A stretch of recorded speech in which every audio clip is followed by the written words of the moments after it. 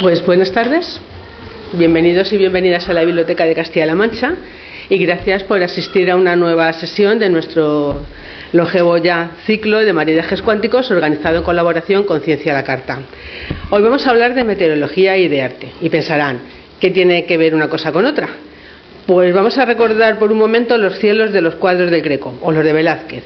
Es evidente que todos pensamos que esos autores pintarían los cuadros que conocieron. Pues esas representaciones que hicieron en estos cuadros son los que nos permiten conocer los fenómenos meteorológicos que se registraron en la época en la que los elaboraron. ¿Y qué pasará con el futuro? ¿Creen ustedes que con el cambio climático los cielos que se pinten en los cuadros de dentro de 100 años serán iguales a los de ahora? Pues es evidente que la meteorología y el arte están muy relacionados, como hemos visto con estos ejemplos que les he puesto. Y de esa relación entre la ciencia atmosférica y el arte viene a hablarnos José Miguel Viñas con su charla Viaje a los cielos retratados. José Miguel es un meteorólogo que lo que ha hecho ha sido centrarse en los cielos retratados por los artistas de todas las épocas y todos los estilos y para explicarnos por qué se han pintado determinados tipos de cielos, de nubes y de paisajes. Lo que ha hecho ha sido analizar decenas de obras muy conocidas, de las que vamos a poder ver algunas, que nos va a comentar sobre ellas, algunos aspectos relacionados con la meteorología, que sin embargo, como nos va a demostrar, son claves para contextualizar tanto esas pinturas como a sus creadores. Nos va a demostrar que de esos cuadros se pueden extraer muchas enseñanzas meteorológicas, como por ejemplo los distintos nubes que aparecen pintadas en ello, incluso la influencia que un determinado tipo de tiempo de fenómeno ha ejercido sobre la pintura. José Miguel Viñas, que me acompaña aquí en la mesa, es también conocido como Divulgameteo, por su página divulgameteo.es, que les aconsejo que visiten por su interés. Es físico que trabaja como meteorólogo en Meteorred. Su carrera se ha ido enfocando hacia la divulgación científica y probablemente le conozcan porque ha participado en numerosos medios de comunicación, mencionar alguno como No es un día cualquiera de Radio Nacional de España, La Aventura del Saber, Órbita Laica, pues entre otros. Y también ha participado en foros de divulgación científica, entre ellos Naucas. José Miguel ha publicado hasta la fecha 11 libros de divulgación científica, todos ellos relacionados con aspectos bastante diversos que tienen como punto común el tiempo y el clima. Y justamente su último libro, Los cielos retratados, que tienen aquí preparado para su compra, si luego están interesados se lo puede firmar, es el que da pie a esta conferencia, que como ven está una vez más interpretada en lengua de signos española por Ana María Manzano Garbia, gracias al proyecto Biblioteca Solidaria. Pero para darnos más datos sobre José Miguel y presentárnoslo, nos acompaña Enrique Sánchez, al que cedo la palabra. Bueno, buenas tardes. Yo soy Enrique Sánchez. Aquí, no soy más que un presentador, pero un poco subjetivo en el siguiente sentido. Yo soy físico como José Miguel, de hecho, digamos, el vínculo inicial que me une a él y que me hace que no sea objetivo, pero creo que eso no es ningún déficit, sino yo creo que es un plus para presentarle, es que de hecho coincidimos estudiando la carrera, la licenciatura en aquella época de 5 años de Ciencias Físicas en la Complutense, cuando todavía existía la especialidad de Geofísica y Meteorología, cuando había especialidades. Por tanto, creo que tengo cierta autoridad para hablar mínimamente de él, porque lo importante, evidentemente, de la Radio Unida es escucharle, ¿no? Él estudió física de la atmósfera y del clima conmigo hace ya... Ayer. Y digamos que yo soy profesor de la Universidad aquí de Castilla-La Mancha, en física del clima y de la atmósfera. Elegí el camino tradicional o clásico de profesor, de investigador. Y José Miguel, en aquella época no estoy muy seguro si lo tenía tan claro, pero eligió el camino difícil. Eligió un camino que nadie hacía y que yo creo que merece la pena, digamos, contextualizarlo antes de que él empiece a hablar, para que veáis un poco el nivel y la suerte que tenemos de tener a José Miguel aquí contándonos lo que nos va a contar hoy. Eligió el camino en buena medida, por decirlo de manera simplificada, de la divulgación científica, y específicamente la divulgación científica en todos sus aspectos, en meteorología y en clima. Y vivimos unos tiempos actualmente, quizás en aquel momento no era tan fácil de prever, pero desde luego ahora sí, en los que hay un exceso de información, más bien de ruido, y la divulgación en todos los ámbitos de la ciencia, del arte, del conocimiento, de todo, es esencial. La divulgación unida a la palabra veraz, rigurosa, seria, fiable, José Miguel es uno de los divulgadores en meteorología y clima más importantes que tenemos en este país. No es... Vale, no soy objetivo, pero por favor, hacedme caso. En esto sí que soy objetivo. Tenemos una suerte enorme de tener gente como él. Necesitaríamos 15 o 20 José Miguel Viñas. Tenemos solo uno, ¿vale? Pero creo que nos vale. Es una suerte tener un divulgador de ciencia de la atmósfera y de la meteorología y del clima como él, porque además escribe muy bien, porque además lo cuenta muy bien. Ser buen divulgador, ser riguroso, ser veraz, ser ameno también es muy difícil.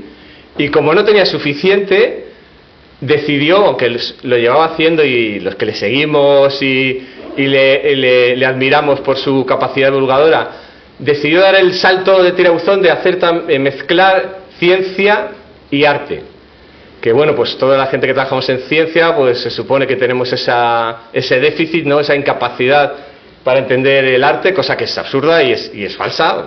José Miguel no lo va a demostrar sobradamente, pero bueno, ese supuesto debate o confrontación entre ciencia y arte, que no existe, pero que precisamente yo creo que esta charla es un ejemplo maravilloso de cómo realmente no solo no existe esa diferencia o ese, no sé cómo llamarlo, esas dos caras, sino que son dos partes de una idea común. La ciencia y el arte coexisten, interaccionan, se mezclan y desde luego esta charla une esas dos cosas de manera maravillosa. Yo creo que vamos a disfrutar todos muchísimo. Yo le conozco más por la parte estrictamente divulgadora y ya es un portento, ya lo digo, o sea, los que a lo mejor lo he seguido y lo conocéis, creo que sabéis de lo que estoy hablando, pero además sumar o unirlo a esta parte, yo creo que es una charla que vamos a disfrutar. El libro, yo no lo he terminado de leer, lo empiezo a leer, es maravilloso, es absorbente, es hipnótico, claro, para los que venimos de ciencia ya nos parece maravilloso, pero además unirlo a esa, aparentemente dices, pero ¿no va a tener mucha chicha esto que nos va a contar? Pues sí que la tiene, y mucha. Así que ya me he extendido mucho, disfrutemos como nunca, como siempre, de José Miguel, porque es un placer y un gusto tenerle hoy con nosotros. Muchas gracias. Muchas gracias.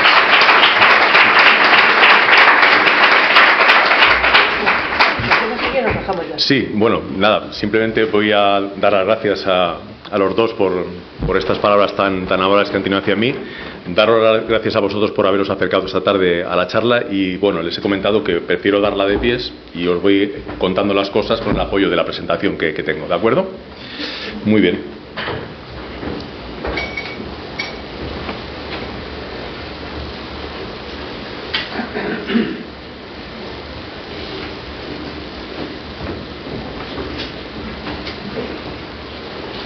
Bueno, no sé si se me escucha. A ver. Que me lo digan antes de empezar. No tengo claro si está encendido o apagado. A ver. Sobre todo me tienes que escuchar vosotros en la sala. A ver. ¿Sí? ¿Está entrando? ¿Sonido? Vale, perfecto. Muy bien, pues bueno, lo que os decía, muy buenas tardes. Y bueno, pues os voy a contar un poco qué es lo que me ha llevado a hacer este libro y lo voy a plantear como un viaje. Quiero que viajéis conmigo y además un viaje por distintos lugares del mundo para ver pinturas de distintos lugares del mundo y para entender realmente lo que tenemos ahí en los museos y que no hemos llegado en general a exprimir tanto como se puede, como he intentado hacer yo, ¿de acuerdo? Lo que os digo, vamos a ir, sobre todo en Europa, pero también vamos a hacer una incursión por Norteamérica para disfrutar de los cielos. Y me voy primero a Inglaterra. Y vamos a irnos a un sitio particular de Inglaterra. El norte de Londres, hace ya 200 y pico años, una zona de un parque enorme que sigue estando en parte, pero antes era pues prácticamente sin edificaciones, Hampstead Heath, y un pintor que va con frecuencia allí a pintar lo que ve, tanto esa zona, como digo, de parque, como el cielo que aparece ahí. Y va con asiduidad a ese sitio. A veces el tiempo le brinda paisajes cambiantes, incluso fenómenos como un arco iris La lluvia, tormentas o, como hemos visto antes, un cielo bastante despejado y nubes que no van a dejar lluvia. Pero no se conforma con eso. Hay 2 años en que... Estoy haciendo esto mal.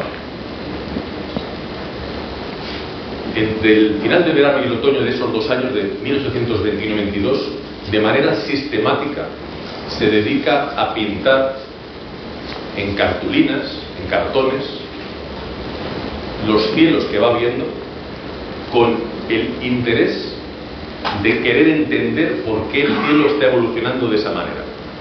Esos dibujos que ves ahí, esas pinturas, están hechas y ejecutadas en apenas 1 hora, hora y media. No penséis que haya un trabajo de taller de días hasta que el cuadro esté rematado. Hay pequeños remates, pero principalmente lo que veis ahí está pintado para intentar captar en muy poco tiempo lo que ocurría en el cielo. Ese era el objetivo de ese pintor, que ya os adelanto que es John Constable, paisajista inglés reconocidísimo. Es más, Constable, mientras pintaba, tenía controlados los datos meteorológicos que ya por aquel entonces, la segunda década del siglo XIX, se medían en Londres y en otras ciudades de Europa. Datos de la temperatura, la presión, con el interés, como digo, de saber qué temperatura había cuando estaba pintando y a lo mejor qué temperatura había al terminar de pintar, si había bajado o subido, lo mismo con la presión atmosférica o el viento. Porque él, detrás de esas cartulinas, hacía anotaciones precisamente para apuntar qué es lo que había pasado y qué datos había. Él quería entender eso, no solamente plasmarlo de manera bella como lo hizo, sino entender las nubes. Y sobre todo, su principal inspirador, lo que le motivó a hacer ese estudio, fue un científico llamado Luke Howard, que Constable asimismo se autollamaba el hombre de las nubes, porque se llegó a obsesionar con las nubes. Y la técnica que empleaba la bautizó como skying, que era, como lo que os he dicho, rápidamente pintar el cielo lo antes posible para captar de alguna manera el movimiento del cielo, ¿no? Antes de que adquiera un aspecto muy diferente. Howard hizo algo histórico. Este científico era un farmacéutico inglés también, y igual tuvo mucho interés por entender el cielo, las nubes, pero Howard dio un paso más allá, que en el caso de Constable fue simplemente un pintor, y gracias a una conferencia que dio en diciembre de 1802, dio a conocer al mundo, a los asistentes, más o menos el número que estáis aquí ahora, no eran más de 50 o 60 personas que iban a una sociedad científica, les dio a entender, a comprender la clasificación de las nubes. Hasta ese momento las nubes no se habían podido clasificar de manera satisfactoria, y Howard sí que lo consigue gracias a una clasificación en la que se fijó que lo que ocurre con las nubes es que son procesos que tienen lugar en la atmósfera. No las vio como objetos que en un momento dado aparecen en el cielo, igual que pueda haber pues seres vivos o minerales. Esas clasificaciones ya estaban hechas, faltaba la de las nubes, y Howard da en la tecla y consigue hacer esa clasificación, que es aceptada universalmente al poco tiempo de darla a conocer, y como habéis visto, pues tuvo una influencia en el mundo artístico. Su conferencia se llamó Sobre las modificaciones de las nubes, y al año siguiente salió en forma de ensayo y fue un bestseller de la época. Todo el mundo a los 10 o 20 años sabía ya cómo se clasifican las nubes gracias a Howard. Además, hay 2 hechos que fueron clave en la difusión de la clasificación de Howard. Por un lado, puso los nombres en latín, y sabéis que las nubes se siguen nombrando, sus nombres oficiales en latín. Os llama mucho la atención esto de estratocúmulos, o altostratos, o cirros, o cumulonimbus, que son las palabras castellanizadas del latín, pero en origen el nombre oficial de una nube sigue siendo el latín. Él lo que hace es copiar la clasificación, o las clasificaciones que hizo a su vez Linneo, el famoso naturalista, que usa esa manera de nombrar, pues en este caso a los seres vivos, por ejemplo, ¿no? Con un nombre principal y luego nombres secundarios. Pues con las nubes hizo Howard lo mismo. Y además, él también hizo pinturas, hizo acuarelas, hizo grabados, y eso al final pues es lo que caló en la sociedad, caló en el mundo del arte y no solo en el mundo de la ciencia. Caló tanto que llegó con mucha rapidez a otros países de Europa, concretamente Alemania, donde hay un personaje importante del momento, que es nada menos que Goethe. Vive en Weimar y queda prendado por Howard. Pensar que alguien ha conseguido clasificar las nubes, a Goethe realmente le inspiró pues, de todo, ¿no? Hasta el punto de que tuvo un empeño en poder cartearse. Entonces no se mandaban correos electrónicos con Howard. Está documentada una de las cartas que se intercambiaron, y llegó a dedicar un poema a los 4 géneros nubosos principales que estableció Howard en su clasificación: los cirros, los estratos, los cúmulos y los nimbos o nubes de lluvia. Luego eso cambia un poquito, pero serían los nimbostratos de ahora. Cuando muere Howard en 1864, al año siguiente se saca publicada una tercera edición de su ensayo sobre las modificaciones de las nubes, y ahí, antes del prólogo y de empezar ese ensayo, se reproduce esa poesía, ese poema que dedica Goethe a Howard. Es muy interesante, si queréis conocer esta historia un poco en detalle y cómo Goethe se ve influenciado por todo lo que hace Howard, con ese libro, que ya han sacado varias ediciones, El juego de las nubes, por si queréis buscarlo. Está publicado pues hace ya unos cuantos años, pero es un libro además muy bien editado, interesante. Además estoy en una biblioteca y creo que hay que recomendar libros. Bueno, pues Goethe, emocionado por las nubes, le sugiere a otro pintor extraordinario de cielos, como vamos a ver, alemán de la época, al pintor romántico Caspar David Friedrich, que pinte las nubes según la clasificación de Howard.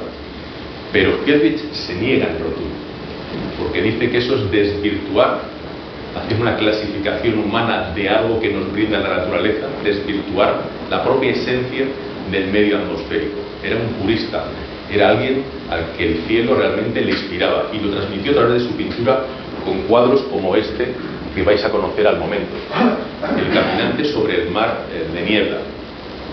En realidad todos somos el caminante, todos hemos experimentado esas sensaciones cuando estamos en una zona como una montaña, en una zona de naturaleza, solos incluso. Esto nos lleva a reflexionar sobre todo, sobre nuestra existencia, sobre por qué el paisaje es así, quién ha puesto esto aquí. Todo eso es lo que motivaba la pintura de Friedrich, que ejecutaba de una manera maravillosa. Hay pocos pintores, bajo mi punto de vista, que plasmen unos cielos con nubes como hizo Friedrich, muy centrado en las nieblas, que es lo que él habitualmente pues solía ver por la zona que transitaba. Él vivía en Dresde, y en esa zona pues hay parte que es montañosa, hay bosques, y por allí pues paseaba a diario y tomaba sus notas y hacía las pinturas. La pintura de Friedrich no es muy conocida en España, y durante bastantes años, como ha pasado con otros pintores, pues prácticamente era un pintor desconocido.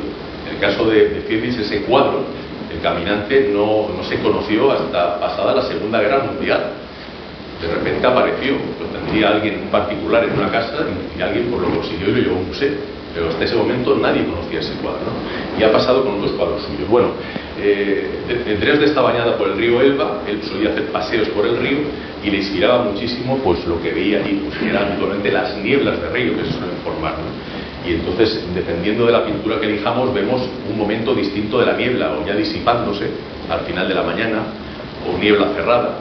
Y también solía subir a veces de viaje al Báltico, que es donde él había nacido, a la costa marítima. Y allí también observaba las nieblas que a veces hay en ese mar frío. Aquí vemos otra niebla del Elba, con un barco que se llega a ver ahí, de a vela, y un cuadro para que veáis un poco la profundidad que tiene la pintura de Friedrich, como El monje a la orilla del mar. Esta pintura en su momento fue rompedora. Nadie, ningún pintor, estamos hablando de principios del siglo XIX, pintaba motivos como estos. De hecho, fue incomprendido esa sensación de soledad, ese cuadro que nos hace reflexionar.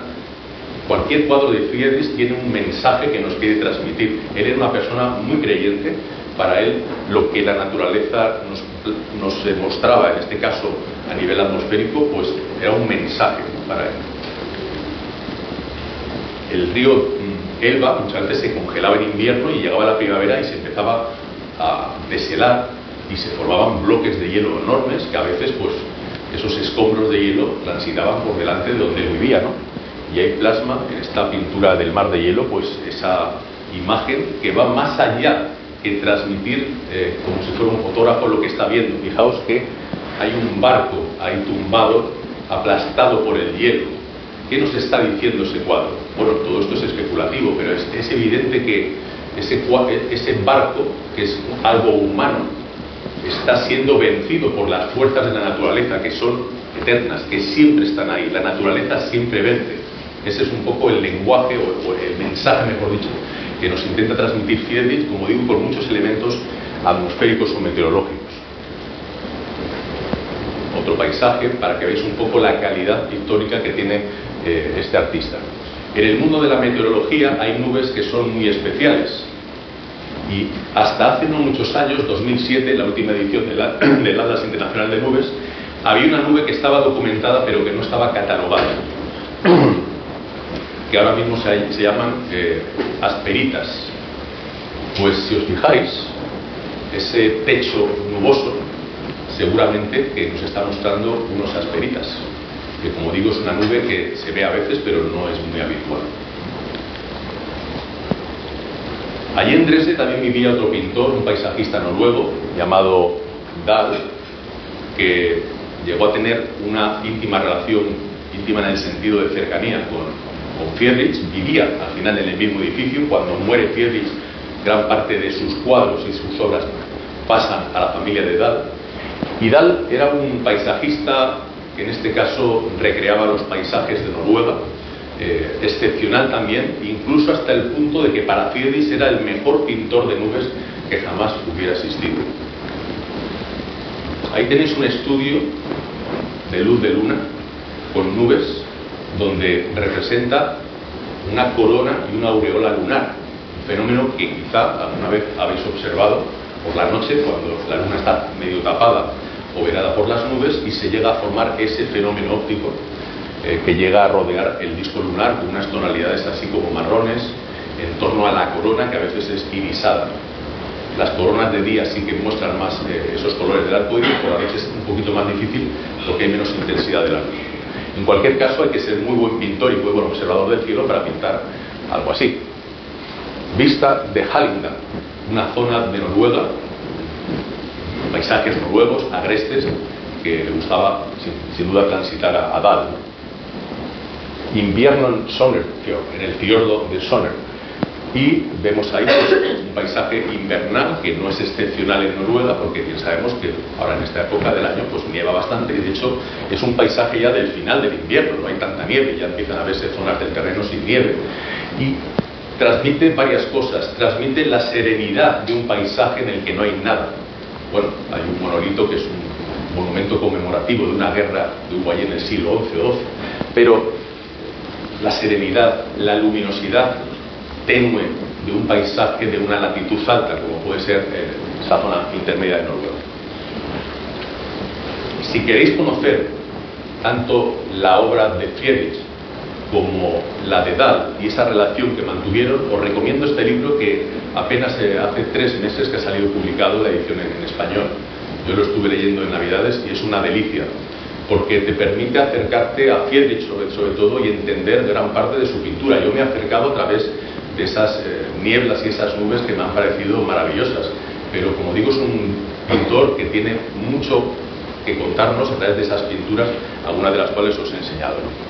La magia del silencio, Florin Illis, es un libro además escrito de manera muy interesante, como muy fresco, un lenguaje periodístico pero muy bien documentado. Bueno, seguimos nuestro viaje. Hemos empezado en Inglaterra, nos hemos ido a Alemania, países nórdicos, vamos a los Países Bajos y a Bélgica, lo que decíamos antes y sigue siendo la zona de Flandes, donde España, como bien sabéis, pues tuvo allí sus posesiones. Bien, los Países Bajos, como su propio nombre indica, no tienen grandes montañas y por lo tanto, pues allí hay normalmente grandes panorámicas libres de montañas donde puedes ver el cielo, y eso lo aprovechó un pintor excepcional como Louis Dahl y nos brindó muchas pinturas como esta en donde podéis observar pues que se ve pues, la gran llanura, la gran zona baja, y luego lo que a él le interesaba era qué pasaba ahí arriba, y dedicaba una importante porción de los lienzos al cielo y las nubes. En este caso son nubes de desarrollo vertical, son cúmulos, no llegan a ser tormentas, son cúmulos en un estadio ya un poquito anterior a que ya culminen en tormentas, si es que llegan a culminar en ellas. Lo que llamamos en meteorología cúmulos congestionados, ya de mucho desarrollo vertical, ¿no? Nubes que tienen varios kilómetros de altura y que en ese paisaje sin obstáculos montañosos pues se ven majestuosas, y esa majestuosidad es lo que le llamaba la atención a Ruysdael y plasma en estas pinturas. Nos hemos ido a los Países Bajos, pero vamos a irnos a una época muy particular del continente europeo, que en climatología llamamos la pequeña edad de hielo. A partir del siglo XIII, sobre todo XIV, y ya luego el XV, empieza a enfriarse claramente el ambiente en Europa, los inviernos se vuelven crudísimos y se inicia lo que se ha bautizado así como un periodo de varios siglos, que en algunos lugares se prolonga hasta prácticamente el XIX, en el que el clima era prácticamente lo contrario a lo que tenemos ahora. Los inviernos eran larguísimos, los temporales, como alguno que hemos tenido esta semana, pues se sucedían uno tras otro y dejando mucho viento, mucha nieve, mucho frío. Todo se congelaba algunos años en Europa y en esa zona en particular de los Países Bajos. Uno de esos inviernos, de los más crudos, el de 1565, lo vivió en Bruselas un pintor, el primer pintor de una larga saga de ellos, de los Bruegel, Peter Bruegel el Viejo.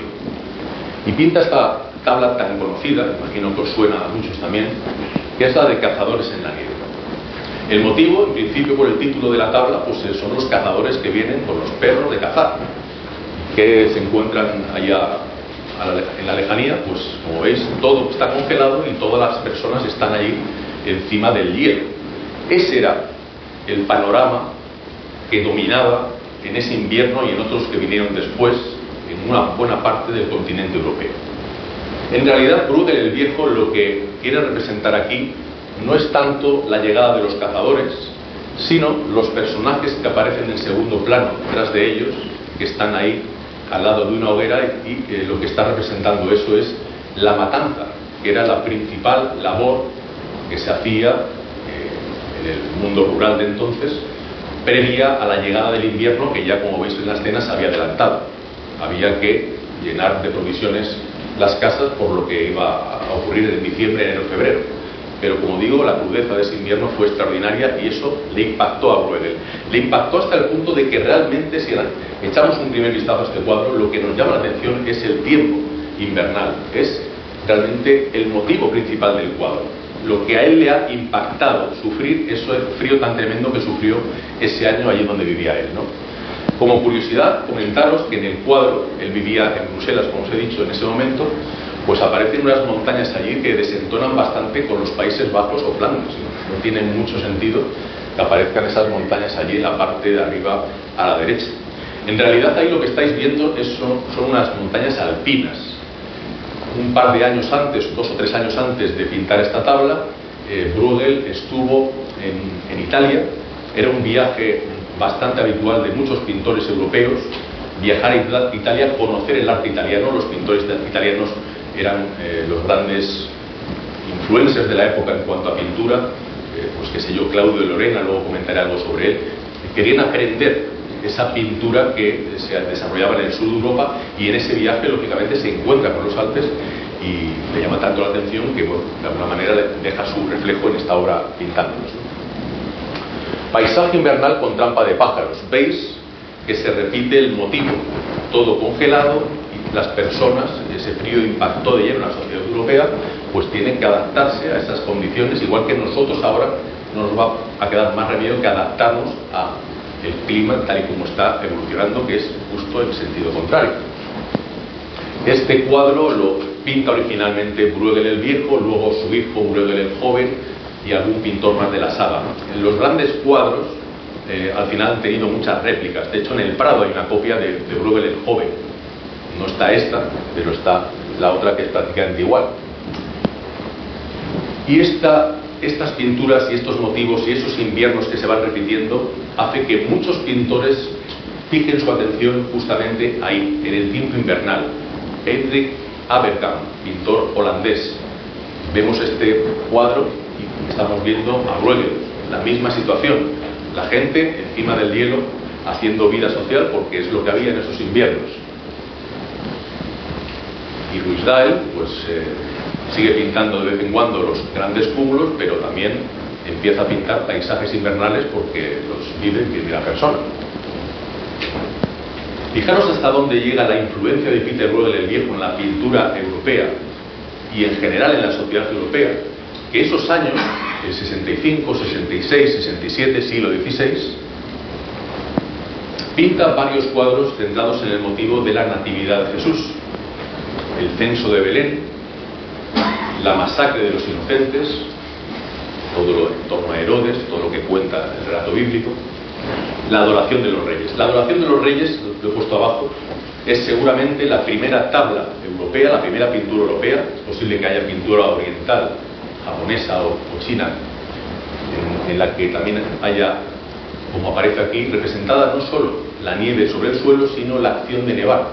Si os fijáis, la he puesto en pequeñito, pero ahí están pintados con minuciosidad los copos de nieve cayendo. Es una escena en la que está nevando.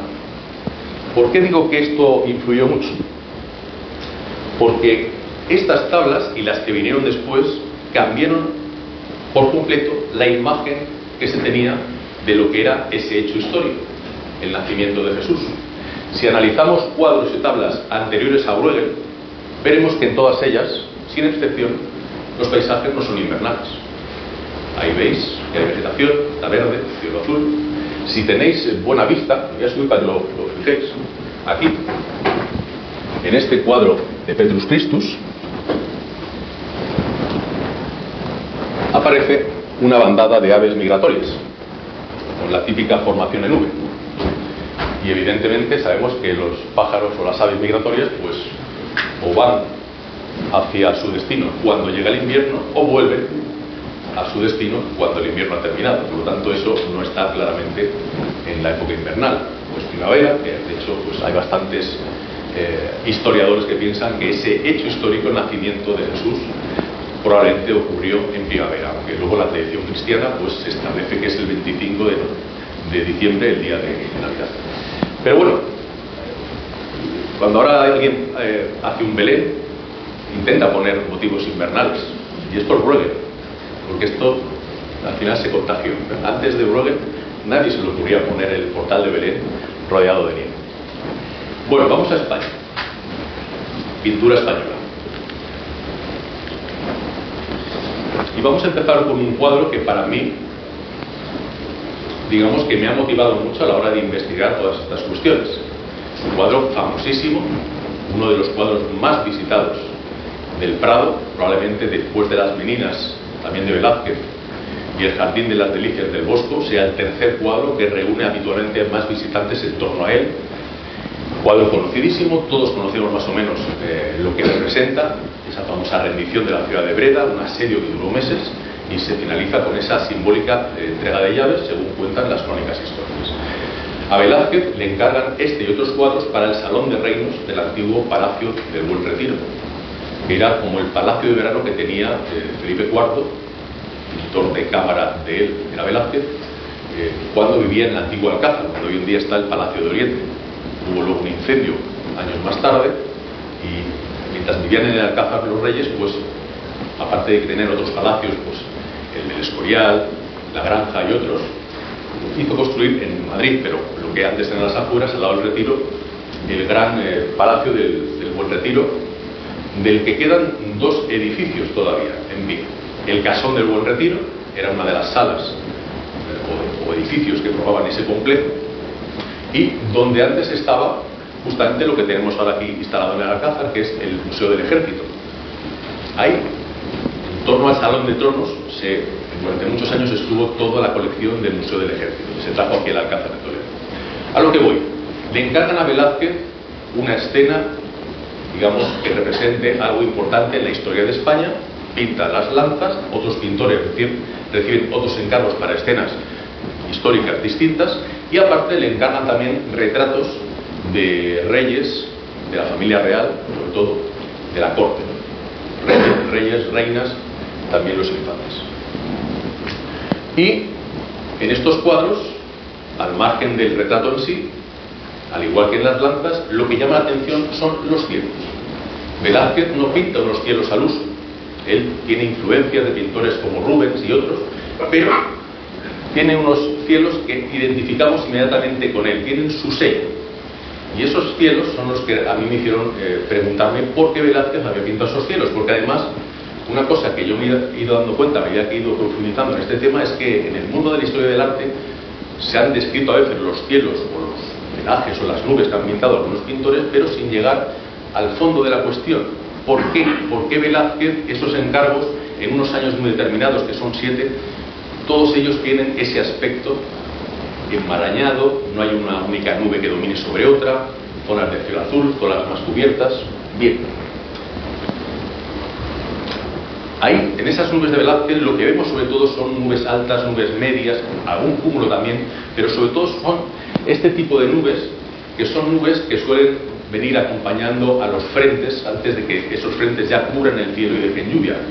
Normalmente cuando anunciamos que viene un frente, como los de esta semana y la pasada, pues hay un tiempo en el que el cielo está más o menos despejado y empiezan a aparecer este tipo de nubes hasta que ya se cubre el frente y lo tienes encima y empieza a llover, ¿no? Sería un cielo prefrontal o a veces postfrontal. ¿Por qué? ¿Por qué Velázquez pinta esos cielos? Bueno, a Velázquez, por su época, le toca vivir esa pequeña edad de hielo a la que antes me referí. Algo no cuadra, porque si esto es así, es un hecho histórico, pues los cielos de Velázquez tendrían que ser como los de Abercamp, por ejemplo, unos cielos de nieve, pequeña edad de hielo, inviernos crudos, pues paisaje bastante habitual, y no es así. En general, sabemos que cuando el ambiente o el aire está bastante frío, el aire suele ser más seco. Y siempre pongo un ejemplo, que lo hemos vivido aquí nosotros bastante de cerca. Acordaros de la famosa nevada de Filomena, ¿no? De ese episodio tan tremendo de nieve. ¿Qué pasó cuando termina la nevada? ¿Qué pasó los días siguientes? Tuvimos una ola de frío, las temperaturas cayeron en picado, porque además el suelo estaba cubierto de nieve y el cielo estaba despejado.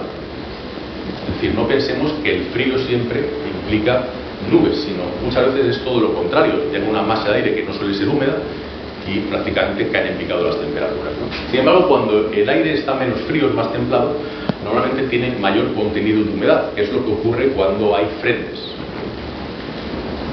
Entonces, la pregunta es esa, la que yo me hacía insistentemente. ¿Por qué Velázquez pinta el retrato del conde duque de Olivares, por ejemplo, o los que hemos visto antes, con esos cielos enmarañados, y no pinta o un cielo despejado o un cielo blanquecino de nieve, que sería bastante compatible con la pequeña edad de hielo? Bueno, pues me puse a investigar esto y, buscando en libros de climatología histórica, encontré el dato que me llevó a concluir que Velázquez al final pintó lo que realmente vio. Y es que sabemos que durante la cuarta década del 17, que es cuando le encargan justamente esos cuadros, que es en apenas 7 años, aquí en el interior de la península, por documentación histórica, porque no había estaciones meteorológicas, sabemos que el clima no era tan frío. Aunque estábamos en la pequeña edad de hielo, el sur de Europa y en particular el interior de España, pues vivió un periodo que ahí no fue tan frío, y por lo tanto eso es compatible con que a la península ibérica pues vinieran más situaciones como las que hemos vivido días atrás, borrascas que llegaran, frentes que llegaran. Entonces esos cielos debían de ser bastante frecuentes. Son cielos que llaman mucho la atención a un pintor que se fija en las nubes, y debió de calar bastante esa imagen en Velázquez, hasta el punto de que lo reproduce de manera sistemática en todos esos encargos y algún otro cuadro que pinta en ese periodo, cuarta década del siglo XVII. Os comento algunos de los estudios científicos a los que he llegado con mi investigación, que certifican pues lo que yo acabo de contaros, y es que al final los pintores lo que hacen es transmitir en su obra lo que ellos han vivido a nivel meteorológico o climático. Ese trabajo de Neuberger, un trabajo de 1970, lo que hizo fue recopilar miles de pinturas de muchos museos y de un vasto periodo histórico, y al final la conclusión principal a la que llega Neuberger, analizando esos cuadros y los cielos que aparecen ahí, es esa, que los pintores, lo que os acabo de decir, reflejan esas vivencias que han tenido. Si nosotros tuviéramos una Filomena cada invierno y alguno de nosotros fuera pintor, os aseguro que pintaría con reiteración la nieve tal y como vimos que ocurrió. Esto que pasó en la pequeña edad de hielo. Pero como ese periodo no fue tan frío, pues Velázquez no ve eso y de alguna manera lo plasma como lo ha dejado en sus famosos cielos. La crudeza invernal de la pequeña edad de hielo, pues la plasma también Goya en este famoso cartón de la serie de las 4 estaciones, de cartones para la Real Fábrica de Tapices, donde vemos varios elementos que con mucha eficacia nos transmite la sensación de intenso frío. El pequeño árbol abatido nos está indicando que ahí está soplando viento. Eso es un recurso que usan muchos pintores para transmitir el frío. ¿Cómo están los personajes? Embutidos en ropa, abrigados, están pasando mucho frío.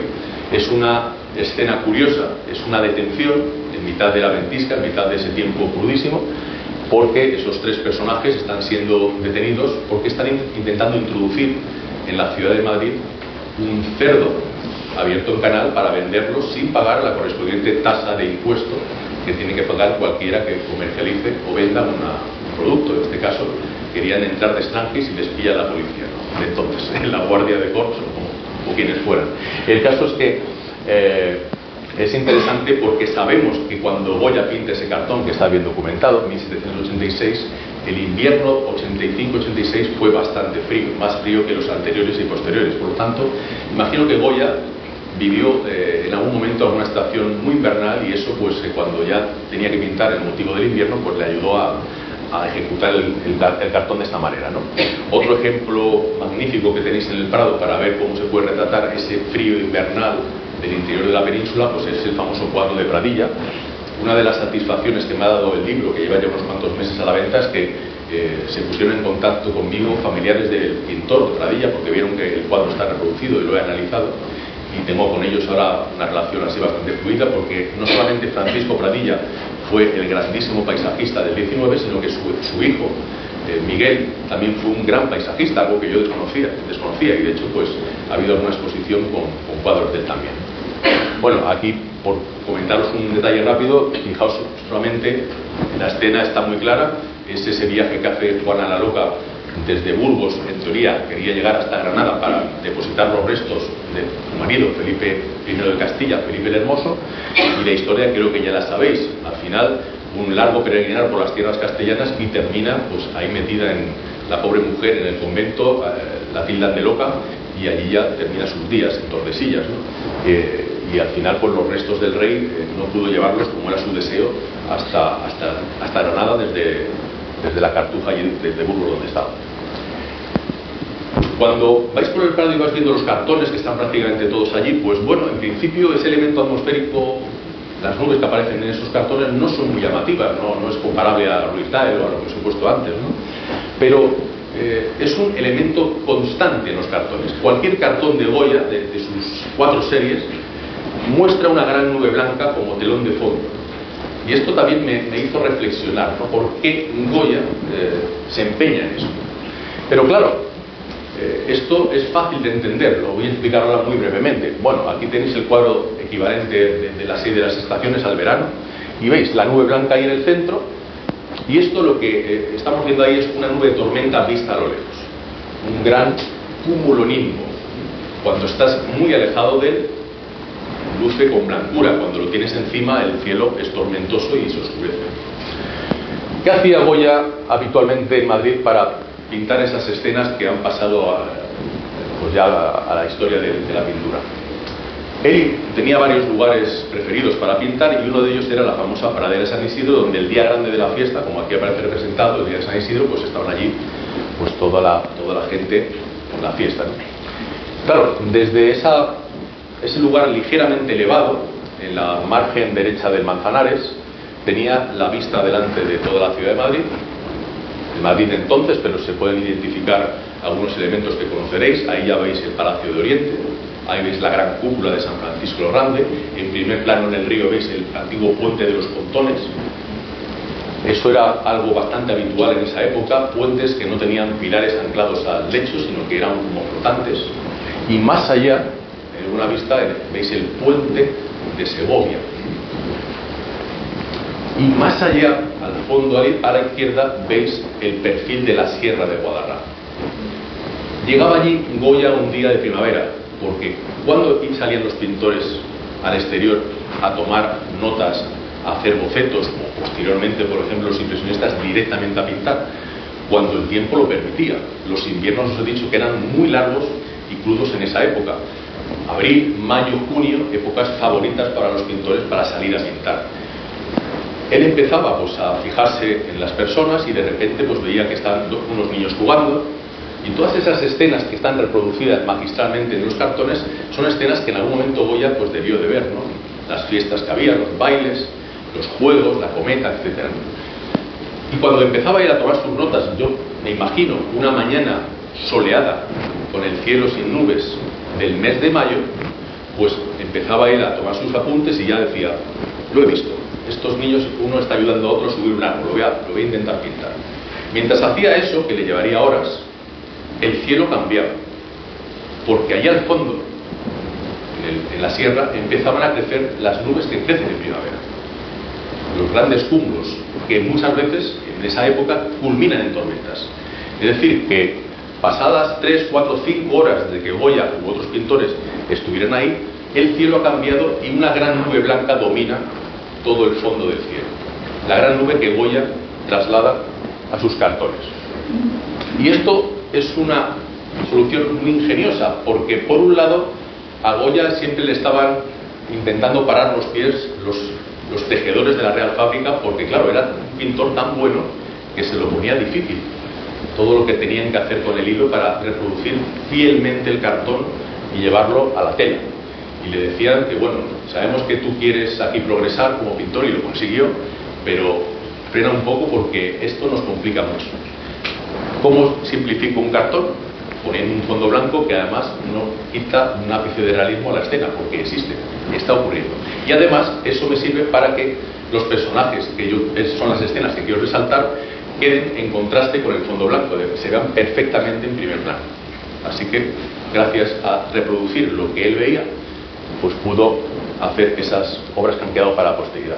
Como pongo ahí cúmulos tanto de la Sierra de Guadarrama o tormentas como de aquí, de los Montes de Toledo, porque claro, si por ejemplo nos vamos a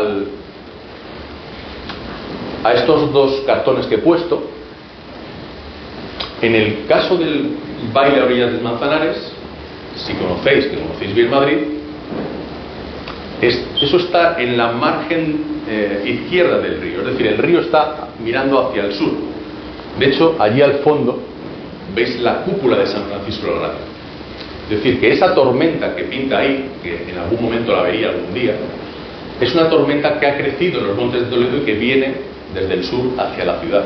De hecho, en ese cartón no es una nube tan blanca, se ve más oscurecida, probablemente porque alguna de esas tormentas que Goya vio mientras pintaba, en esas horas que él estuvo pintando, llegaron a ponerse encima, incluso alguna dejaría lluvia, que es lo que ocurre muchas veces. Se gestan en las montañas o al norte o al sur de la ciudad, y posteriormente, si es un día de mucha actividad tormentosa, crecen tanto que terminan llegando a la ciudad, ¿no? ¿De acuerdo? Bueno, vamos con el, porque había que hacer una parada obligada, estando hoy aquí en Toledo, a los cielos del Greco, que también son cielos ciertamente especiales. Bueno, el Greco tiene dos vistas de la ciudad de Toledo, aunque en un tercer cuadro también se ve la ciudad al fondo. Y bueno, pues también no opta por un cielo convencional, tipo cúmulo, así como hemos visto ya en algunos de los cuadros, sino que vemos que hay como unas nubes así como un poco rasgadas, en parte grisáceas. Es un cielo tormentoso o pretormentoso. En esta vista no es tan evidente, aunque sí que hay signos en esa pintura que nos invitan a pensar en que sí que es un cielo precursor de tormenta, o el cielo que queda después de la tormenta. Pero si nos vamos, a la famosa vista de Toledo, este cuadro que está en el Metropolitan, lamentablemente podía estar aquí, pues ahí sí que vemos la tormenta detrás de la ciudad, ¿no? Y vemos un detalle que a mí me llamó mucho la atención, que es el tratamiento de la luz. El Greco fue un pintor muy especial y también influyó en pintores posteriores. ¿Qué es lo que pasa cuando una tormenta cruza por encima, en este caso de Toledo, y termina yéndose? Vemos al fondo el nubarrón, perfectamente reproducido, ha llovido o ha granizado, sale el sol y esa superficie mojada hace que la luz se intensifique. Esos verdes están de alguna manera intensificados a posta, y probablemente porque él vio ese efecto del paso de una tormenta. El aire se suele limpiar, en verano es muy habitual que el aire esté cargado de partículas de polvo, y cuando la tormenta barre todo eso y luego sale el sol, tenemos esa sensación, que seguro que habéis vivido, de que el sol brilla más, hay más intensidad, los colores están de las cosas como más vivos, ¿no? Y eso yo creo que lo plasma, aunque él probablemente también está influenciado por otra serie de cosas que le motivan para hacer estas pinturas, pero eso cuadra bastante bien con la fase posterior de la tormenta, una vez que la tormenta se aleja y vemos el nubarrón por detrás del perfil de la ciudad. En el caso de la Conte, de esa otra pintura, pues igual vemos el mismo tipo de nubes, es decir, que en varias pinturas pinta esas nubes rasgadas, esas nubes que dan indicios de tiempo tormentoso. Y es interesante porque paralelamente a cuando pinta la Vista de Toledo y alguna otra, pues hace también escenas típicas del Greco, como de personajes como esta, de San Andrés y San Francisco, y vemos cómo aplica los mismos tipos de colores y cómo usa el mismo verde que ha utilizado en el paisaje para, en este caso, pues la túnica de uno de los santos y los cielos. Vamos a dar el salto ahora a Italia. Y empezamos con una escena mediterránea de un pintor francés, pero de un puerto italiano, seguramente del sur de Italia, Nápoles o por ahí, ¿no? Para ir al terreno que quiero, que es el de introducir la luz en la pintura. Esto fue una revolución en el mundo de la pintura europea. Si vemos pinturas del siglo XIII, XIV, no hay en absoluto un tratamiento de la luz, es todo plano. Pero a partir ya del siglo XV, XVI empiezan ya a cuidarse esos detalles y la luz empieza a ser un elemento fundamental en las pinturas y en los paisajes en particular. Este cuadro, si tenéis la oportunidad de verlo, está en el Thyssen y es maravilloso. De los cuadros de paisaje que hay en el Thyssen, que los hay magníficos, es uno de mis preferidos, ¿no? Porque tiene la dificultad añadida, lo mismo que Dahl, que conseguía con la luz de la luna transmitir esa luz nocturna que es muy difícil, es más difícil todavía que la luz de día, ¿no? Y fijaos qué técnica usa, que es aplicar algunos focos de luz, en este caso con las hogueras, para que se lleguen a apreciar los personajes de la escena en primer plano. Pero lo que realmente domina en este cuadro es esa luz de luna, y sabemos que es una imagen nocturna porque se llegan a ver las estrellas también. Bueno, Claudio de Lorena, Claude Lorraine, que fue un pintor francés pero que la mayor parte de su vida vivió en Italia, fue realmente el gran pintor tratadista de la luz y de elementos del paisaje que influyó notablemente en la pintura europea. A partir de Lorena, pues muchos pintores que os decía, iban a Italia, pues aprendían esas técnicas y lo trasladaban a sus pinturas. Se hizo muy conocido porque fue el primer pintor que se fijó en un momento muy especial del día, que es cuando el sol sale, cuando el sol se pone. Esa hora mágica, esa luz del sol bajo, evidentemente que ilumina todo de manera muy distinta cuando el sol está más arriba, y eso era un elemento lo suficientemente atractivo para que Claudio de Lorena lo intentara captar en sus pinturas. Hay que pensar que antes de él nadie se había ocurrido pintar el sol y todo lo que eso implica, ¿no? Y sin embargo él lo hace, es un reto que él lo hace con sobresaliente, ¿no? Y estos cuadros, como digo, influyeron en pintores de manera notable, por ejemplo en Turner. De hecho, estos atardeceres a Turner le llegaban tan adentro que quiso reproducirlos y lo consiguió. Aquí vemos el famoso cuadro de Dido construyendo Cartago. Vemos que es la misma inspiración, edificios clásicos, el puerto de mar, la luz del sol bajo iluminando todo, los personajes de primer plano. De hecho, Turner quiso que este cuadro, muy especial para él, en la National Gallery estuviera situado al lado del cuadro original de Claudio de Lorena, ¿no? Y ahí en una sala llegaron a ponerse los dos. Si estamos hablando de la luz, no me puedo olvidar de Sorolla. En el libro no hay ningún cuadro reproducido de Sorolla, porque son cuadros con un tratamiento de la luz magnífico, como se puede apreciar. Todos conocéis cuadros de estas escenas de playa, con niños, con pescadores, etc.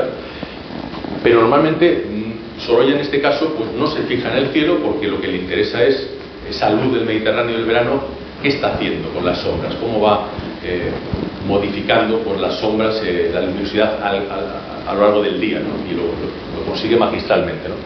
Entonces realmente un día típico del Mediterráneo es un día soleado, no hay nubes, podría haber pintado un trozo de cielo azul, pero lo interesante es el tratamiento de la luz. Si veis cuadros de Sorolla pintados por la mañana o por la tarde, veis claramente la diferencia de la luz de tarde en la playa o la luz de la mañana en la playa.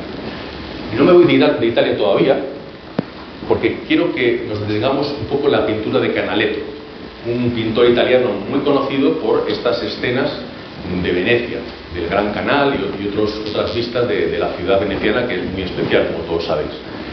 Bueno, ¿por qué me detengo en los cuadros de Canaletto? Se ven nubes, se ven las aguas de los canales de Venecia, porque gracias a una investigación científica de hace ya unos cuantos años, tanto las pinturas de Canaletto como las pinturas que ejecutó su sobrino Bellotto, discípulo de él, se han podido utilizar como indicadores climáticos. Me preguntaréis, ¿y cómo se hace eso? Pues de la siguiente manera. ¿Qué se les ocurrió hacer a esos científicos hace años? Pues miraron en 60, 70 cuadros de la producción de esos dos pintores dónde estaban situadas las marcas de las algas en los edificios y palacios que siguen estando hoy en día en Venecia. Y después de hacer un análisis comparativo a día de hoy, en la actualidad, con la época del siglo XIX donde fueron pintadas esas obras, llegaron a esa conclusión. La laguna de Venecia hoy tiene en promedio 60 centímetros, un nivel 60 centímetros por encima de la que había ahí a mediados del 18.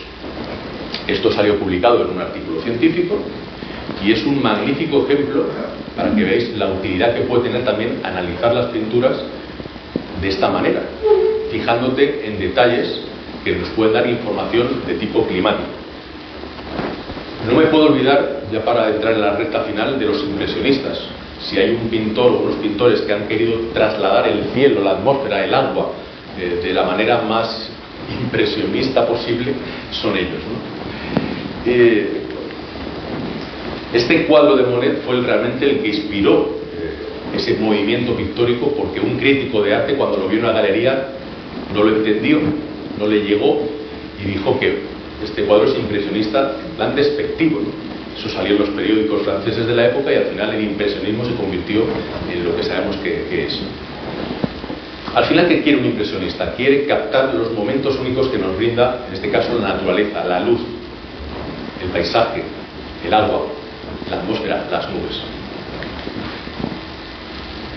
Monet, en un momento dado, viaja a Inglaterra, realmente huye de Francia porque Francia entra en guerra con la antigua Prusia, la guerra franco-prusiana, y tiene que irse con otros pintores como Pissarro a Londres, y en Londres descubre lo que a él más le gusta: la dificultad de plasmar los colores del agua en distintos momentos del día, del Támesis, la niebla que hay muchas veces en Londres, como Fiebig, la polución atmosférica, que es también un elemento característico de Londres prácticamente hasta mediados del siglo XX. Estaba toda la industria y todas las casas quemando carbón en el centro de Londres y el ambiente era realmente de un aire sucio, y eso lo que generaba era una atmósfera que a Monet realmente le motivaba para pintarla, para intentar atraparla y trasladarla a la pintura.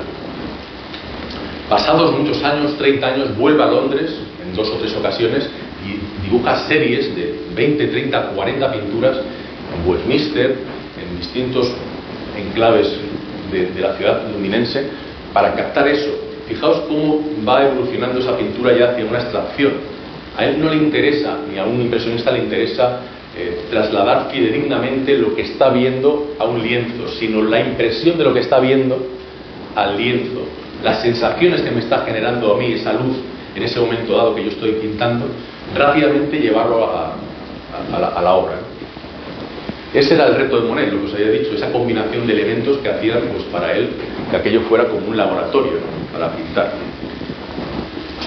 Luego pues había lugares también muy frecuentados por los pintores impresionistas, por lo que os digo, porque por ejemplo el mar da mucho juego, está siempre cambiando, puede haber más o menos oleaje, el color de las aguas cambia en función de la altura del sol, el cielo en combinación con el agua pues, puede tener más o menos nubes. Este es un sitio de Normandía, que es un cuadro de Bodin, pero hay también Monet y otros muchos pintores. Por cierto, un detalle meteorológico de ese cuadro, lo que pasa que no sé si lo vais a llegar a ver. Sí, sí que se ve. Bueno, está pintado ese elemento de la costa tan característico que se llama la aguja, ¿no? Y que bueno, es muy llamativo, ¿no? Pero en el horizonte marino, allí al fondo, no sé si llegáis a ver la estela de vapor de un barco. Porque claro, me acuerdo de cuando saqué el libro que estuve en el Thyssen, me preguntó un periodista, si tú viendo un cuadro puedes saber si ahí esas nubes van a evolucionar a tormenta. Y digo, hombre, esto ya me está pidiendo mucho, pero bueno, con un detalle como la estela del barco sí, porque si vemos un barco que deja una estela muy horizontal, eso en meteorología lo que nos está diciendo es que hay estabilidad atmosférica. Ahí hay nubes, pero no parece que por ese penacho vaya a haber mucha probabilidad de que esas nubes vayan a seguir creciendo y terminen siendo tormentas. Es decir, sería un típico día de primavera en el que crecieron nubes, sería por la insolación y tal, pero en principio pues ese pequeño elemento nos da pistas de que no es un día tormentoso. La nieve, otro elemento que es cambiante por naturaleza, nieva, se cubre todo, se transforma el paisaje, lo pinta un pintor impresionista, pero al día siguiente, a los 2, a los 3 días, si nos vuelve a nevar, vemos que empieza a evolucionar. La nieve se acumula en zonas con más sombra, que aguanta más tiempo, y eso, por ejemplo, pues lo reproduce en esta serie con algún otro cuadro. Pissarro, Monet también le hizo algo parecido en esa zona, en Louveciennes, que era donde vivían ellos dos. En el cuadro de la izquierda pues acaba de nevar, y en la derecha probablemente había pasado 2 o 3 días y ya pues queda nieve, pero ya se ve por lo que observamos cuando ocurre una nevada, que termina pues desapareciendo la nieve. Y esto es un ejemplo buenísimo también para ver lo útil que puede ser analizar la pintura desde este punto de vista. En este caso es un pintor también impresionista, Alfred Sisley. Él vive en un pueblo cerca de París y del pueblecito de Port Marly, y le llegan noticias en 1876, en el otoño, de que se ha inundado, o mejor dicho, se ha desbordado el Sena a su paso por Marly, y las calles están anegadas de agua. Entonces él, que estaba a pocos kilómetros, decide ir allí a verlo, y va con su equipo de pintura, es decir, lleva allí sus caballetes, sus lienzos, sus pinceles, todo. Y cuando llega allí lo que se encuentra es lo que aparece en el cuadro primero que pinta de la izquierda. Todo inundado y la gente saliendo en barcas de su casa. Está allí varios días y cada día va pintando lo que va viendo en distintas zonas del pueblo, y vamos viendo en la secuencia, son 6 cuadros al final, como el último cuadro, que es el que hay en el Thyssen, el de abajo a la derecha, ya nos muestra el barro que ha quedado, en que han quedado las calles de Port Marly, es decir, la bajada ya del caudal del río y la evolución de una inundación. Es decir, 6 cuadros que nos recrean una inundación, un desbordamiento de un río ocurrido, en este caso, en Francia, allí en esa población, en 1876. Cuando vemos un cuadro de repente que hay algo que nos llama la atención, tipo inundación y tal, pues nos está dando información también de que ese pintor lo vio y de alguna manera lo retrató en su pintura. Bueno, y ya para terminar, pues nos vamos a Estados Unidos. No porque ahora me apetezca ir mucho allí, porque no me gusta mucho cómo se ha puesto el tema, pero bueno, en cualquier caso, vamos a irnos a Estados Unidos, porque también allí hay una corriente de pintura en el 19 muy interesante, que lo que ensalza es el medio natural y el cielo en particular, ¿no? Vamos a irnos un poco antes de mediados del 19. En realidad, en 1878 Estados Unidos era solamente lo que aparece en verde. El resto era pues territorio por conquistar, ¿no? Como hicieron. Y en esa conquista del lejano oeste, por diferentes motivos, pues, por ejemplo, pues empezaron a planificar las principales líneas férreas que conectaban el este, mejor dicho, con el oeste, y en esos viajes de exploración que iban los empresarios del mundo del ferrocarril para ver por qué zonas iban a hacer los trazados, pues se juntaban artistas que iban con ellos, iban pintando lo que iban viendo, ¿no? Entonces hay una serie de paisajistas que retratan de manera maravillosa esos maravillosos paisajes que tiene Estados Unidos, y hasta el punto, como ahora os comentaré, de que influyen en la propia identidad de la nación americana, ¿no? Thomas Cole, como principal exponente de la escuela del Hudson, es uno de estos pintores que pues eleva, por así decirlo, el paisaje de ese país que está por descubrir en gran parte, y utiliza para captar la atención del espectador pues motivos atractivos, tanto de paisaje natural como de cielos. Ahí vemos, por ejemplo, en el famoso cuadro del Meandro, el de la izquierda, cómo pinta pues una cortina de precipitación de una tormenta llegando por la parte de la izquierda, ¿no? O en el caso del picnic sería la típica tarde de otoño, quizá todavía con buena temperatura y que se puede estar al aire libre. Esa pintura de Cole y de otros pintores que vinieron después, pues como digo, ha contribuido, y es algo muy llamativo a día de hoy todavía, a esa identidad, a ese patriotismo exacerbado en algunos casos que tienen los norteamericanos, los estadounidenses, mejor dicho, ¿no? Ellos están siempre orgullosísimos de su país, y eso se empieza a cocer en esta época, ayudado por estas pinturas. Aquí tenemos un cuadro que nos retrata la mañana, la salida del sol, esos momentos también muy especiales del día, de George Eames, y vemos, pues, por ejemplo, el tratamiento de la nubosidad, ¿no? Cuando sale el sol es habitual que haya pues nieblas o brumas cerca de la superficie, y luego ya nubes más o menos por arriba, ¿no? Y Albert Bierstadt, con el que voy a terminar la charla, pues es un paisajista excepcional y también de atmósferas. Aquí veis esta tormenta en las rocosas, en el monte Rosalí, en uno de esos viajes con la gente del ferrocarril. Imaginaros que, bueno, iba por las reservas indias, ya sabéis toda esa historia, pero se encontraban lo que son hoy en día los parques nacionales de Estados Unidos, ¿no? Imaginaros llegar a ese enclave, vamos a pasar por aquí en tren y encontrarte eso. Claro, para un pintor que iba con ellos, pues era súper atractivo intentar transmitirlo, incluso acentuando mucho la carga emocional, ¿no? Entonces es un paisaje tormentoso, pero con todos los elementos que hacen atractivo el paisaje, ¿no? La luz, la tormenta en el fondo, distintos tipos de nubes, muy muy realista. Atardecer en la pradera, pues en este caso el momento ese también, como os he dicho, es muy especial, de la puesta del sol. El sol se acaba de poner, el sol proyecta hacia arriba sombras que se proyectan sobre las nubes que hay justo al atardecer, y el resultado pues es espectacular, ¿no? La pradera y esa luz maravillosa. Y por terminar, pues esta puesta de sol sobre el río de 1850, y bueno, pues igual entre Friedrich en la peña viendo las nieblas y Bierstadt fotografiando, ¿no? Pintando lo que veía en esos viajes de la segunda mitad del 19 en el centro y el oeste de Estados Unidos, pues realmente podemos ser darnos cuenta de que la pintura al final lo que nos transmite, pues en este caso yo me he centrado en la atmósfera, pero son sobre todo sensaciones. Estos pintores, los que hemos ido recorriendo durante toda la charla, su principal motivación era lo que les transmitía el medio natural y el cielo en particular, ¿no? Y lo intentaron reflejar cada uno con su estilo en su época, de mayor o menor medida, ¿no? Y al final, pues bueno, ha sido un poco una mezcla de distintos tipos de pinturas, pero lo que quería era transmitiros la idea de que merece la pena detenerse en los paisajes de los museos y mirar los cuadros de esta forma alternativa, ¿no? Cuando vayáis al Prado y veáis las lanzas, que ya le conocéis, no os fijéis solo en los personajes que aparecen ahí, que son reconocibles. Fijaos la cantidad de detalles atmosféricos que ha pintado Velázquez detrás, y os daréis cuenta de que era un cielo especial.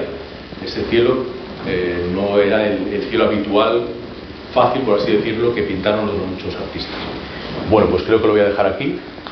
Simplemente deciros que el libro lo he dividido, si luego lo echéis un vistazo, en 18 capítulos, he tocado algunos aspectos de él, no me ha dado tiempo ni mucho menos a todo, pero bueno, al final pues me he centrado en pintores que a mí me han llegado bastante, no he comentado hoy casi nada de Turner, y Turner le dedico un capítulo, es un pintor de atmósferas excelente, le dedico uno a Friedrich, Velázquez, Goya, y luego pues bueno, voy por ahí dando saltos de unas épocas a otras, la pintura esa de la época fría también, y sobre todo importante un primer capítulo dedicado a las nubes para dar a conocer esa clasificación de Howard y sobre todo que os sirva de guía a la hora de la lectura del libro, para que cuando yo en un momento dado, ya avanzada la lectura, pues haga referencia a un alto estrato, a un nimbo, tal, ya tengáis esa nube perfectamente en vuestra cabeza y ya sepáis a lo que me estoy refiriendo. Bueno, pues muchísimas gracias por vuestra atención y nada, quedo a vuestra disposición. Gracias.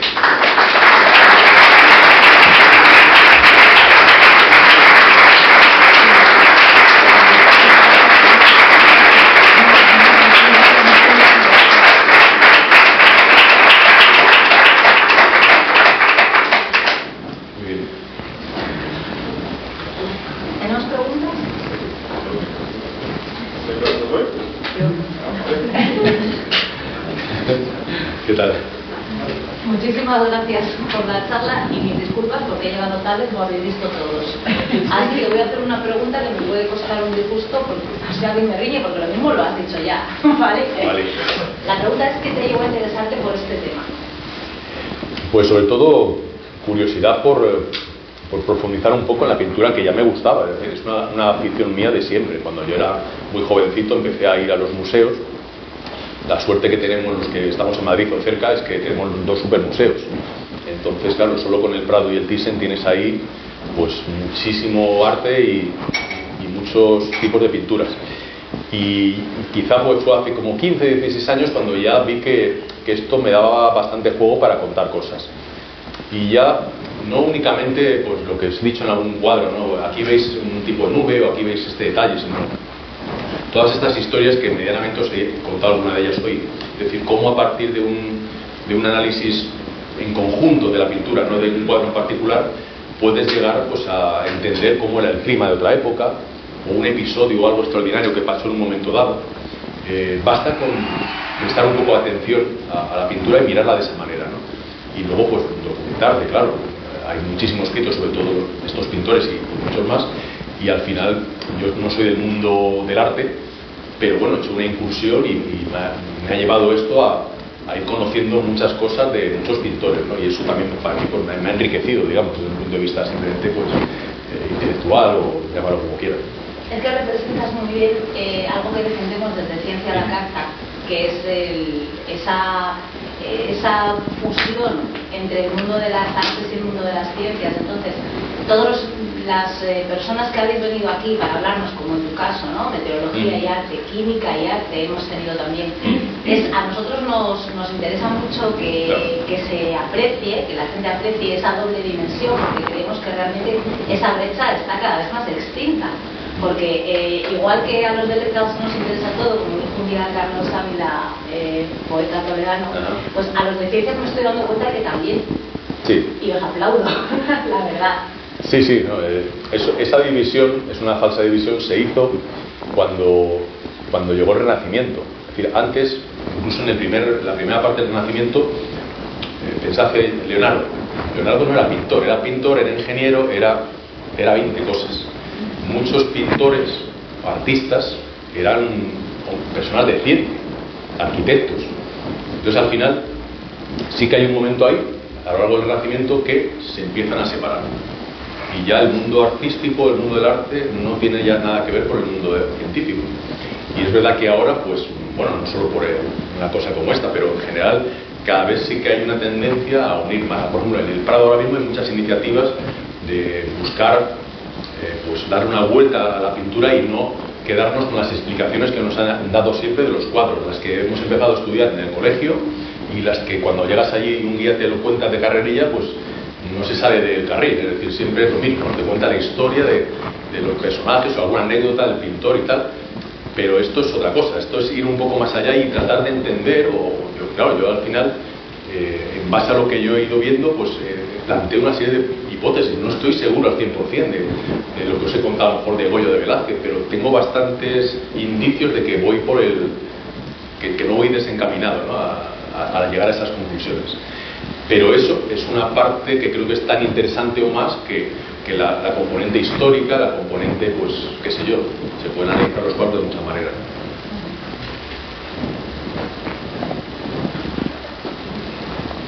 Bueno, yo te voy a hacer muchas preguntas, pero después. Vale.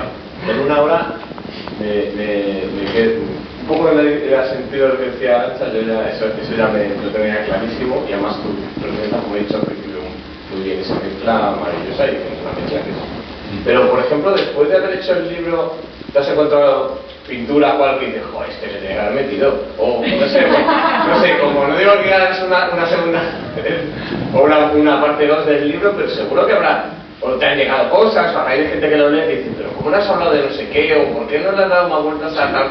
Seguro que te ha dejado material tan interesante, más que dices, tenía que parar aquí porque tampoco voy a hacer un libro. Sí. No sé. A ver, por un lado, hubo, digamos, unas condiciones de la editorial, es decir, no me dijeron, bueno, pues la longitud que tenga, no tenía que superar más o menos las 300 páginas. Entonces, a la hora de diseñar el esquema de los capítulos, pues dejé fuera cosas.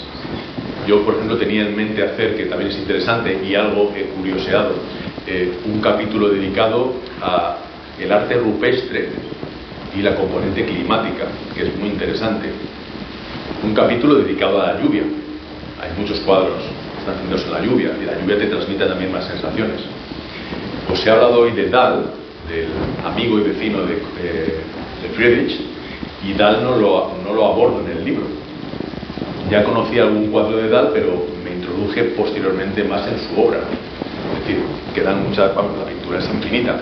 Los pintores rusos, no me he metido en el arte asiático, conozco algo, pero no lo suficiente para meterme también ahí. Y el arte asiático es fascinante, y de hecho muchos pintores de siglos muy antiguos, del siglo XI, XII, XIII, ya ponen el foco de atención en la naturaleza y en los cielos, mucho antes que llegara todo eso a la pintura europea. Es decir, esto se puede abordar y seguir abordando de muchas maneras. Pero bueno, la oportunidad que me surgió con la editorial era poder sacar en forma de libro muchas de las cosas que yo en su día pues fui analizando y viendo, y básicamente ha sido eso, ha sido un poco ordenar todo ideas, ajustar un poco un formato de extensión, y bueno, los resultados así. ¿En qué momento dijiste, porque como te sigo, en fin, y llevar mucho tiempo buscando este concepto, ¿cómo te dijiste esto? Ya para un libro. No sé cómo fue el proceso de creación, por decirlo así. ¿Cómo surgió? No, a ver, a la hora de sacar libros tienes varias opciones. Hay gente que ya tiene el libro prácticamente en borrador y lo ofrece. Yo podía haber ido a una editorial, mira, tengo esto. Se lo leen, nos gusta, le damos una vuelta y sale. No fue así. Yo tuve un contacto directo con la directora editorial de Crítica, que es la editorial con la que he sacado el libro,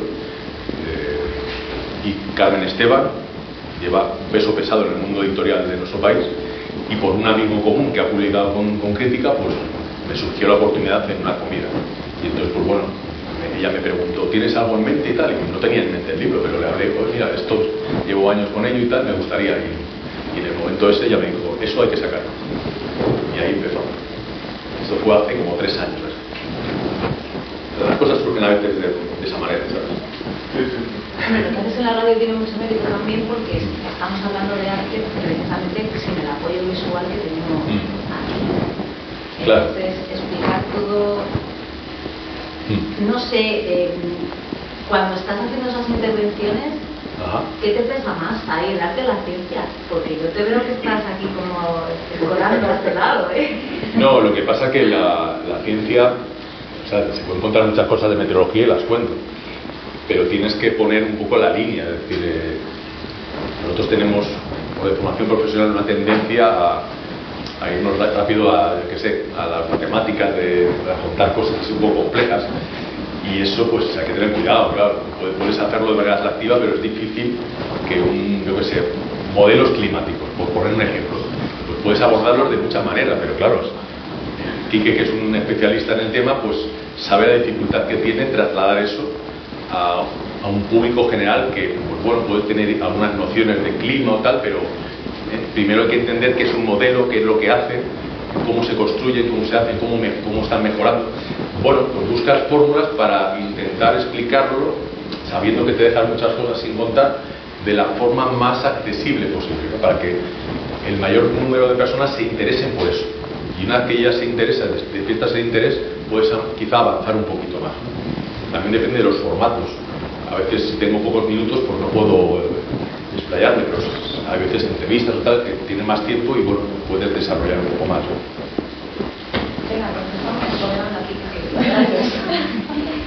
¿Cómo se puede saber si el cielo representado en un cuadro es real o ha sucedido? Por ejemplo, mi abuela es pintora y si no le gusta el cielo que hay en este momento, se inventa y es un cielo gregoriano.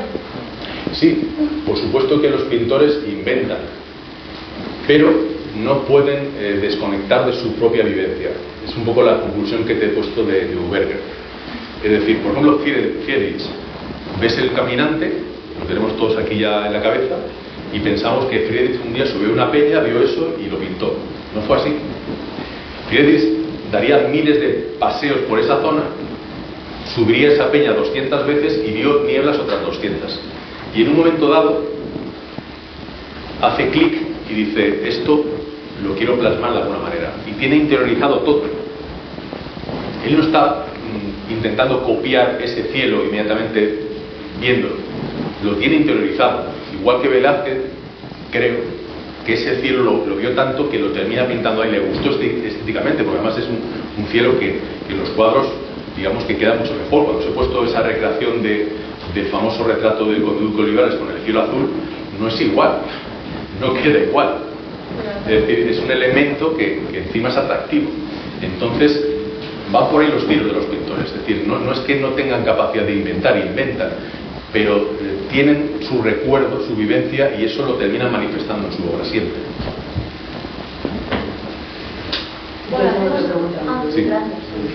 ¿Cómo, dado tus conocimientos de meteorólogo, cómo te imaginas tu cuadro dentro de 100 años con la evolución del cambio climático?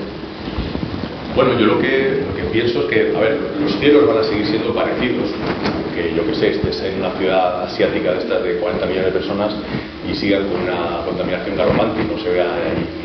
Pero bueno, pues algún caso de esos siempre va a haber el mismo tipo de nubes. Es decir, un cuadro no te va a dar información si estás en el siglo XIV o si estás en el siglo XXII. Pero evidentemente que esto que estamos viviendo y que cada uno lo está sintiendo de una manera, hay personas que, bueno, pues aparentemente pues pasan un poco del tema, y hay personas a las que les está o nos está llegando mucho preocupación, en algunos casos angustia de lo que estamos viendo, ¿no? Pues eso un artista lo va a manifestar de alguna manera en su obra. Yo he puesto también estos días el ejemplo de Goya, ¿no? Cuando Goya vive la guerra de los franceses, se queda sordo total. ¿Qué ocurre en la cabeza de Goya? Pues no puede pintar lo que pintaba 20 años antes, pinta otra cosa muy distinta, por distintos factores que le llevan a ese momento en su vida muy diferente a lo que fue el Goya de 30 años antes, ¿no? Pues con el clima es algo parecido. Si nosotros ahora vamos viendo que cada vez lamentablemente ocurren más cosas tipo estas danas, estas cosas, pues eso un artista le va a llegar muy adentro y lo va a terminar manifestando de alguna manera. No tiene por qué ser una pintura en ocasiones realista que nos muestre fielmente el cielo, pero sí que puede transmitir de alguna manera lo que él está sintiendo, lo que él está percibiendo de lo que está ocurriendo a nivel ambiental. Por ahí va. Muy bien. ¿Seguimos terminados? Vamos a probar. Sí. El examen.